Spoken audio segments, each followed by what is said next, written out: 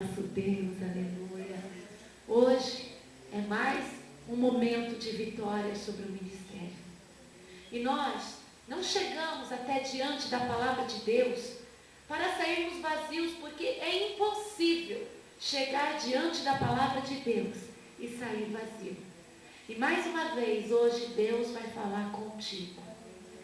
E quero que o Senhor fale assim, de maneira muito especial mesmo. Porque eu falava hoje com a pastora Cláudia, a palavra de Deus é algo incrível. Quando ela é lançada no culto, não parece que Deus está falando direto com a gente? É algo muito particular. Seja a exortação, seja o ensinamento, seja o carinho, tudo parece que é direto para a gente. E daí vem aquele questionamento, a pastora me atacou. Não, queridos, a palavra de Deus é algo que é realmente, ela é exclusiva e ao mesmo tempo é de todos. Porque Deus nos trata com um cuidado super especial. Ele nos trata de maneira sobrenatural. Ele consegue ser onipresente na nossa vida. Mas nós temos que saber lutar, e dentro dessa campanha em favor da família, da casa, dos nossos queridos, porque o cristão, ele luta pela família, ele luta pelos entes queridos, não é? Para que sejam salvos. Mas nós temos também que colocar os nossos pés no chão, porque a palavra de Deus nos ensina a sermos racionais e não emotivos, de maneira nenhuma emotivos. Em Mateus capítulo 12, lá no versículo 46, é aquela parte que Jesus está dentro da sua casa e a multidão foi aglomerando.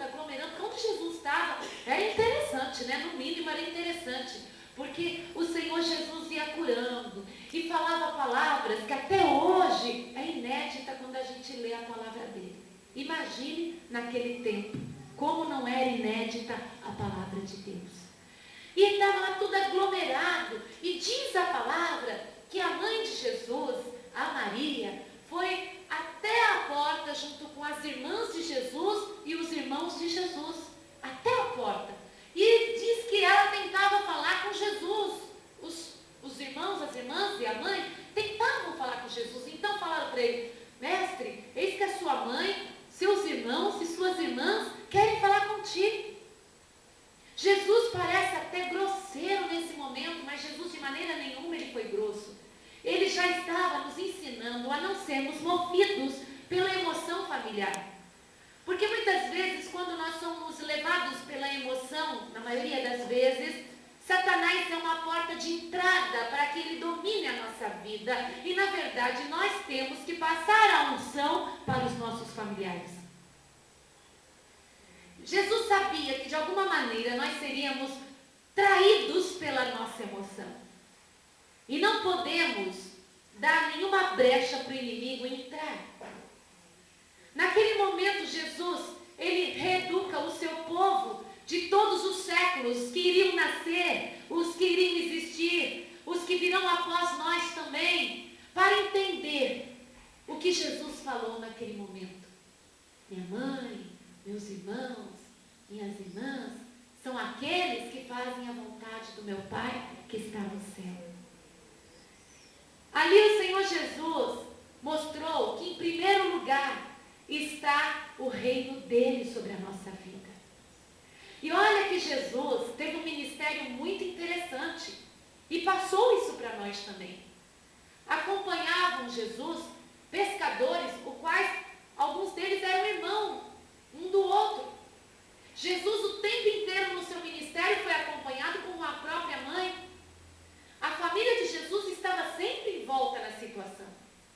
Houve uma ocasião que Jesus Cristo também, ele é pego pelos seus discípulos, pelos seus irmãos, na carne de sangue, irmãos, filhos de Maria e José, para que Jesus viesse a subir a uma festa. Mas Jesus, naquele momento, não os obedeceu. Porque ele falou: o mundo odeia a mim, não odeia vocês. A palavra de Deus diz, nesse mesmo lugar, que os irmãos de Jesus duvidavam dele. Eles não tinham a fé que Jesus era o Filho de Deus realmente. Eles não criam que em Jesus se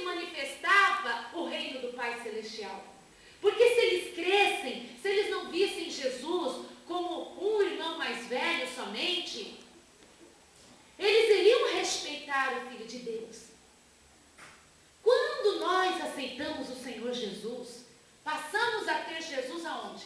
Dentro de nós. Jesus não fica morando para fora de nós. Jesus passa a habitar dentro de nós.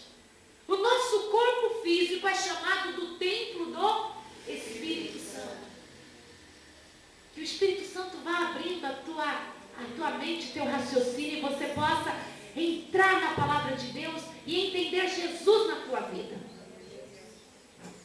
Então, se Jesus vive dentro de nós, quando nós encontramos Jesus e Ele passou a fazer o domínio sobre a nossa vida, mas quando nós chegamos perto dos nossos irmãos, na carne, no meu caso eu não tenho irmãos, mas quando você chega perto dos seus parentes de sangue, eles vão olhar para você e ver a mesma pessoa que cresceu com eles. Alguns que segurou no colo, porque isso é o normal. Eles não vão entender que dentro de você não habita mais aquela velha pessoa. Eles não vão entender que dentro de você habita Jesus Cristo, que é Ele que está sob o domínio dos seus sentimentos, dos seus pensamentos, das suas emoções. Jesus é o Senhor da tua vida, e eles não são obrigados no primeiro momento a entender que o Filho de Deus, Ele vive em você. E se o Filho de Deus vive em você, tudo que você fala, se Ele vive em você, tudo que você fala, tudo que você age, é pelo poder da ação de Deus na tua vida. Só que eles, ainda não entendendo a palavra, não são obrigados a entender que o que você fala, o que você olha, o que você mexe, o que você faz, é o mover de Deus na tua vida. Por isso, mantenha o teu bom testemunho. Mantenha a tua fé em Cristo, para que, depois de uns dias, a sua família possa olhar para você e não duvidar mais que Jesus vive dentro de você. Não porque você fica gritando, Jesus vive dentro de mim, mas porque eles olham você e vê uma nova atitude a cada segundo, a cada olhar, vê uma pessoa determinada na obra de Deus. Nós sabemos que depois que Jesus morreu, ressuscitou e foi para o Pai, os seus irmãos passaram a ser discípulos, porque creram daí que Jesus era o Filho de Deus, e não filho de José, e sim de Deus.